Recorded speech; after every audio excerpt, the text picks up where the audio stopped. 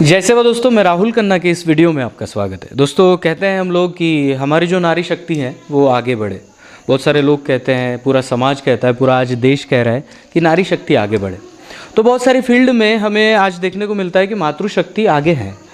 लेकिन मुझे एक अभी हमारी दीदी मिली, जिस दीदी की मैं आज बात करने वाला हूँ, जिनको अपने अलाइब्रेज चैनल पे लाने वाला हूँ। उनकी एक खासियत मुझे बहुत बढ़िया लगी कि पेंटिंग में तो रुचि है, ये तो अलग बात है, बट गोंडी पेंटिंग में कुछ वो कर रही हैं, ये सबसे बड़ी बात है। और यहाँ पे मेरी मुलाकात, मैं कचारगढ़ में हूँ, धन्य गाँव में, जहाँ पे पेनवासी सुनील सिंह ताराम जी का आज स्मृति दिवस है, उनको याद किया जा रहा है। उनके पेनगुड़ी पे हम आए थे। तो इस बीच मेरी मुलाकात माधवी ताई उइके जी से हुई, जिनका इंफॉर्मेशन टेक्नोलॉजी में मास्टर हुआ है। वो प्रॉपर बालाघाट की हैं और उन्होंने मेरे ख्याल से अभी जो गोंडवाना की पूंजी जो किताब निकली है, उसका मुख पृष्ठ भी आपने ही बनाया है, शायद उसका पेंट किया है। तो गोंडी पेंट, ये जब मैंने वारली सुना था, बाकी लोगों की पेंटिंग सुनी थी, लेकिन गोंडी पेंटिंग एक्चुअली कंसेप्ट क्या है ये समझ में नहीं आया। तो मैंने इनको रिक्वेस्ट किया कि ये आज हमारे साथ आए और हमें थोड़ा सा अलाइब्रेज के लिए, हमारी इन्फॉर्मेशन ज़्यादा करने के लिए आप अपना समय दे। तो वो आ चुके हैं। तो बहुत बहुत सेवा जोहार माधवी ताई।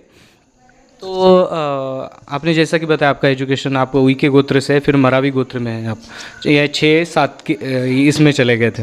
तो मैं सीधा मुद्दे पे आता हूँ कि ये गोंडी पेंटिंग एक्चुअली क्या है, उसको हम कैसे जान सकते हैं, कैसे पहचान सकते हैं, क्या है उसमें ऐसा कि बाकी पेंटिंगों से गोंडी पेंटिंग अलग है? अच्छा, बहुत सारी ट्राइबल पेंटिंग है अपने यहाँ पे, जैसे वर्ली है, सौरा पेंटिंग है, पिठोरा पेंटिंग है ना, और पट्टचित्र हैं, और भी बहुत सारी हैं। फोक आर्ट्स में बहुत सारी पेंटिंग्स है भारत में। मधुबनी पेंटिंग भी है, फोक आर्ट्स में आती है। बट ट्राइबल पेंटिंग की अगर जब बात करते हैं, आजकल गोंडी पेंटिंग का एक क्रेज़ सा हो गया है लोगों के बीच में, और वो सिर्फ ट्राइबल्स नहीं, नॉन ट्राइबल्स भी बहुत उसको बना रहे हैं। इवन आजकल आप देखोगे तो आपको बहुत हीरो हीरोइंस के घर पे लगी हुई मिलेगी। फैशन डिज़ाइनिंग में लोग उसका यूज़ कर रहे हैं अपने कपड़ों पे। तो बहुत एक क्रेज़ सा हो गया है, लेकिन लोगों को ये नहीं है कि ये होता क्या है, वो उनको जानना नहीं है। सिर्फ वो अच्छा दिख रहा है, इसीलिए उसका वो लोग कॉपी करते हैं और उसको अपने कपड़ों में या अलग अलग चीज़ों पे यूज़ करते हैं, इंटीरियर डेकोरेशन में। और हम लोग हैं जो बना रहे हैं पेंटिंग, हम लोग एक सीमित जगह पे ही रह गए हैं। हम लोग की पेंटिंग जो है नेशनल गैलरी में भी नहीं जाती है, क्योंकि वो ट्रेडिशनल कहलाती है, इसलिए वो नेशनल गैलरी में नहीं लगाई जाती है। तो एक अलग सा ही एक व्यवहार है हमारे बीच में। मतलब बहुत संवेदनिक आपने इस मुद्दे को उठाया है कि एक जो पेंटर है, एक जो कलाकार है, जो अपनी कला क्रिएट करता है, उसकी आज कॉपी पेस्ट हो रही है, उसको क्रेडिट नहीं मिल। ईजी हो गया है, मतलब इंटरनेट के माध्यम से कॉपी करना और उसको पेस्ट कर लेना हम लोग का। क्योंकि जैसे वर्ली आर्ट है, इसको पेटेंट किया गया है, बट गोंड पेंटिंग को पेटेंट नहीं किया गया है। इसीलिए कोई भी उसको बनाता है, और या जो अच्छी पेंटिंग है उसको कोई कॉपी करता है और अपने कपड़ों में डिज़ाइनर्स उसको यूज़ करते हैं बहुत ईजिली, और हम लोग कुछ नहीं कर सकते उसके लिए। फिर मैंने एक बार ऐसे ही बात हुआ था, एक डिज़ाइनर से मैंने बात किया कि आपने हमारी पेंटिंग चोरी की है। तो उन्होंने कहा ठीक है, एक काम करिए, आप अपना लुक बुक भेजिए, उसके बाद हम बात करते हैं अपने एडवोकेट से। तो ये बहुत लंबा प्रोसीजर हो जाता है, तो हम लोग उलझते भी नहीं फिर उन लोगों से, क्योंकि ये प्रूव कराना भी होता है कि ये मेरी है, और एक्चुअली इसका कोई पेटेंट भी नहीं है। हाँ जी जी। तो बहुत संवेदनशील मुद्दे को आपने हाथ लगाया पहले ही। तो मैं ये पूछना चाहता हूँ कि अगर मैं बहुत सारे एग्जीबिशन में खड़ा हूँ, वहाँ पे वारलिक पेंटिंग्स है, रॉक पेंटिंग्स है, बहुत सारी हैं, तो उनमें से मैं गोंडी पेंटिंग को कैसे पहचानूंगा, क्या विशेषता है? वारली पेंटिंग आपने देखा होगा, एक क्रम में होते हैं लोग उसमें। वारली पेंटिंग अलग से ही नज़र आ जाती है, एक ट्रेडिशनल वे में, राउंड शेप में, या अलग अलग उसमें होते हैं, मतलब जनजीवन को दिखा, इंसानी आकार दिखा तो हाँ जी। अब गोंड पेंटिंग में क्या होता है, इसमें कोई बॉर्डर नहीं होता है, आपको एक फिगर दिखाई देगा, और फिगर के अंदर भी बहुत सारे फिगर्स आपको नज़र आएंगे। तो उसमें क्या होता है, ये ज़्यादातर कहानियों या स्टोरीज़ जो होती हैं, या लोक गीत जो होते हैं, उसका यूज़ करके लोग पेंटिंग बनाते हैं। तो लोकगीत में या लोक कथा में कहानी पे कहानी चलती है, अंदर ही बहुत पात्र होते हैं। तो एक ही पेंटिंग में बहुत सारे पात्रों को आप जब डालते हो तो वो बहुत सारे आकार ले लेता है, इसीलिए वो अलग अलग चीज़ें उसमें नज़र आती है पेंटिंग में। तो ये एक तरह से सिंबॉलिक वे में भी होता है। यानी हमारी जो पौराणिक कथा है, हमारे जो प्राचीन गाथाएं हैं, उसको, जैसे कि उदाहरण के एग्जाम्पल के तौर पर अभी कचारगढ़ में हम दोनों हैं, तो कचारगढ़ की अगर पेंटिंग निकाली जाए तो इनमें बहुत सारी ऐसी छटाएँ आएंगी जो कलियादाई हैं, कुपार लिंगो है, बहुत सारे। सभी पात्रों को आप एक पेंटिंग में डालेंगे तो वो एक अलग ही लेके आ जाता है लोग उसको समझने के लिए मतलब लोगों को स्टोरी बतानी पड़ती है, लेकिन लोग क्या करते हैं वो स्टोरी नहीं समझते, वो देखते हैं कि बहुत अच्छा दिख रहा है, ये तो बहुत सारे इसमें फिगर्स सब दिख रहे हैं, तो मतलब फिर वैसे ही वो लोग ले लेते हैं। वो लोग पूछते भी नहीं कि इसमें क्या स्टोरी है, इसके पीछे क्या कहानी है, या ये क्या अपना मैसेज दे रही है पेंटिंग, वो लोगों को जानना नहीं होता है। लेकिन मैंने आज देखा है गोंडवाना की जमा पूंजी जो किताब है उसको मैंने जब बैठा था मैं मंच पे तो मैंने बहुत बारीकी से उस पोस्टर को देखा है, तो एक समझ में आया कि किसी की कलम से और किसी के माँ के पल्लू से वो पूरा आकार ले रहा था बड़ा पेड़, तो मैंने देखा बहुत कुछ अर्थ निकला वहाँ पे। इसमें क्या होता है गोंडी पेंटिंग में हर आर्टिस्ट की अपनी एक सिग्नेचर होता है। जैसे मैंने धान के जो होते हैं बालियाँ उसका सिग्नेचर चुना है तो वो मेरा है। इसका मतलब कि अगर वो पेंटिंग आपको कहीं भी देखेंगे तो मेरे सिग्नेचर की ज़रूरत नहीं पड़ेगी, मेरे नाम की ज़रूरत नहीं पड़ेगी, वो आप उसको देख कर ही पहचान सकते हैं कि किस आर्टिस्ट ने बनाया है। यानी हर आर्टिस्ट की एक अलग अलग पहचान होती है। अगर पेंटिंग देख के हम बता सकते हैं कि वो इस आर्टिस्ट की है, क्या बात है ये। इसके लिए तो आपको सिग्नेचर करना, कहीं पे निशान छोड़ना ऐसे भी नहीं होगा, इसकी ज़रूरत नहीं है, हर आर्टिस्ट की अपनी होती है। तो वीके जी मैं आपसे एक और बात करना चाहूँगा, आपने अब तक कौन कौन सी पेंटिंग बनाई और उसका बेनिफिट हुआ कि नहीं, आपकी पेंटिंग्स बिकी कि नहीं, यहाँ तक आपने शुरुआत कहाँ से की, ये थोड़ा संक्षिप्त में बताएं। शुरुआत तो मैंने जो है गोदना उससे ही स्टार्ट किया, क्योंकि मैं जिस एरिया में रहती हूँ बैगा बहुत ज़्यादा है। हाँ। तो वो लोग के शरीर में गोदना दिखती थी तो एक अलग सा कौतूहल होता था। हाँ, लेकिन गोदना के पीछे ही बहुत सारी स्टोरीज़ हैं। जैसे मैंने क्रिएशन स्टोरी की बात की कि जब हम आदिवासियों की क्रिएशन स्टोरी सुनते हैं वो बैगा लोग ही हमें बताते हैं अपने गानों के माध्यम से। तो उसमें होता है कि पहले जो था मनुष्य के होने से पहले पूरा हर जगह पानी था, तो धीरे धीरे जो है वो छोटे छोटे जीव उत्पन्न हुए। कुपार लिंगों ने, फिर हमने स्टोरी में देखते हैं कि कुपार लिंगो जो है बोलते हैं कि मिट्टी की को ढूंढ कर लेकर आओ। इस प्रकार कई पक्षी और कई जीव जंतु उसमें जुड़ते चले जाते हैं उस स्टोरी में। तो बाद में सबसे जो पहला पुरुष और सबसे पहली महिला जो है, हाँ, और सुकमा पेरी की बात, हाँ, वो बैगा की बात करते हैं वो क्रिएशन स्टोरी में कि वो पहली प्रथम महिला पुरुष वो थे। हाँ। तो जो बैगा महिला है वो बोलती है कि मैं ईश्वर के सामने, जो कपाल लेंगे उनके सामने ऐसे नहीं जाऊंगी बिना वस्त्रों के, मुझे वस्त्र चाहिए। तो वो उनको गोदना देते हैं कि ये आपका वस्त्र है, ये आपका आभूषण है आपके शरीर में, जो मृत्यु के पश्चात भी आपके साथ जाएगा। क्योंकि जो मनुष्य कोई भी श्रृंगार करता है वो तो मृत्यु के पास उतर जाता है, तो ये गोदना एक ऐसा होता है श्रृंगार जो हमेशा मृत्यु के बाद भी जाता है। हाँ, यानी वो परमानेंट होता है, परमानेंट होता है। और ये एक श्रृंगारिक महत्व भी है हमारे ट्राइबलों में। हर जनजाति में हमें गुदना मिल जाएगा, और बहुत सारे मेरे भी माँ के हाथ में, पता नहीं वो क्या पेंटिंग है, मैं हमेशा ही जूम करके देखता हूँ लेकिन वो मुझे समझ में नहीं आता। कभी मैं फ़ोटो भेजूँगा आपको उनकी, आप अगर उसको फोड़े तो आपकी ऐसी कोई पेंटिंग्स है जो बहुत मशहूर हुई थी? मेरी आपने अभी जो देखा मैम की वो बुक में, ज़्यादातर यही लोगों के लिए बहुत वो रहता है, क्योंकि इसमें कई पेंटिंग्स मैंने डाल दिया है।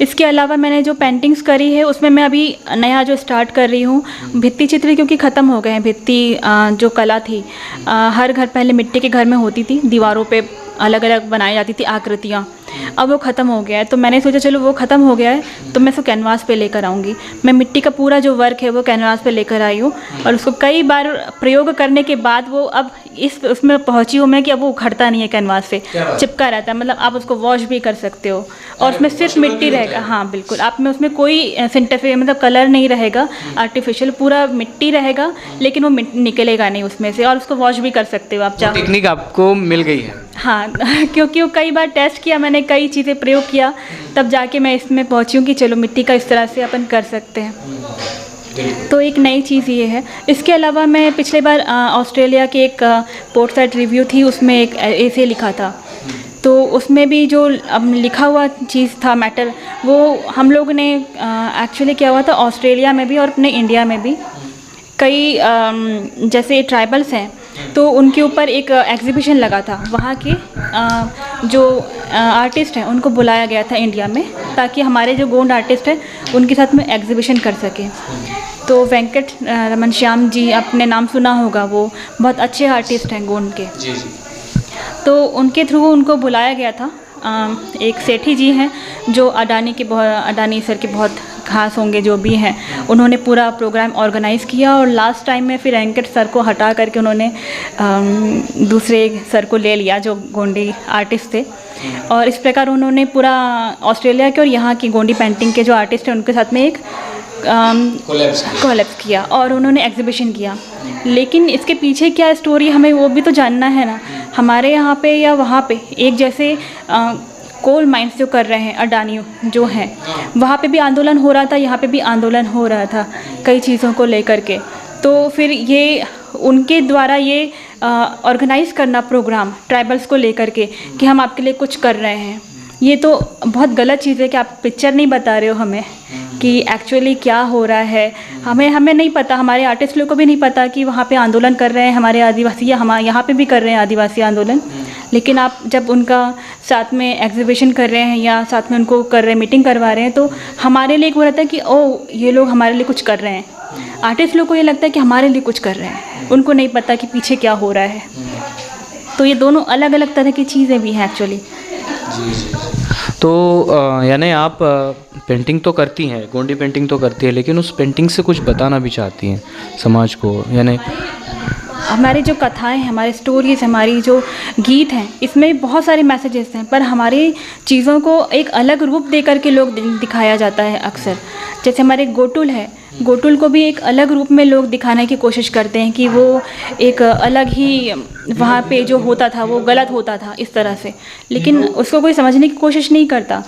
हर समाज में, चाहे जैसे कि मुस्लिम समाज हो, हिंदू समाज हो, आदिवासी समाज हो, हर समाज में एक संस्था होती है स्टडीज़ के लिए, शिक्षा के लिए। तो हमारे समाज में गोटुल होता था, शिक्षा का केंद्र था, जो उसमें हर तरह की शिक्षा होती थी जो उस समय की थी। शिकार से लेके उनको गृहस्थ जीवन से लेके हर चीज़ की शिक्षा दी जाती थी। तो हमारे लिए वो अलग विषय था, मतलब, पर वो लोग उसको अलग तरह से प्रेजेंट करते हैं। तो इसीलिए युवा पीढ़ी को ये ज़रूरी है कि हम किसी न किसी माध्यम से लोगों को जुड़ें और उनको बताएं कि एक्चुअली असलियत क्या है। हाँ, और ये मुझे आपका अंदाज़ बहुत सही लगा। क्या है, अभी सोशल मीडिया आ गई तो हम वीडियो से बता रहे हैं, उसके पहले सोशल मीडिया नहीं थी तो किताबों से बताया जाता था। लेकिन पेंटिंग एक ऐसा ज़रिया है जो कम टाइम में, कम शब्दों में आपको बहुत कुछ बता देगा। क्या बात है, और आपका यही काम आगे चलता रहे। तो आप आगे, आपका क्या मिशन है समाज को ये पेंटिंग्स के बारे में आप क्या करना चाहती हैं, या आपको क्या लगता है गोंडी पेंटिंग के बारे में, ज़रा बताइए। अगर कुछ हो सके तो मैं व्यूअर्स को कहूँगा कि जो भी है आपका ज़रूर सपोर्ट करेंगे। क्या मिशन है आपका आगे? सर, मैं कोशिश कर रही हूँ बुक लिखने की, जो कि हम लोग के क्या होते हैं, युवा पीढ़ी अभी ज़्यादातर अपने फेसबुक, इंस्टाग्राम में इतना मगन रहती है कि उनको अपने कल्चर को जानने की इच्छा नहीं होती है, जानना नहीं चाहते हैं वो लोग।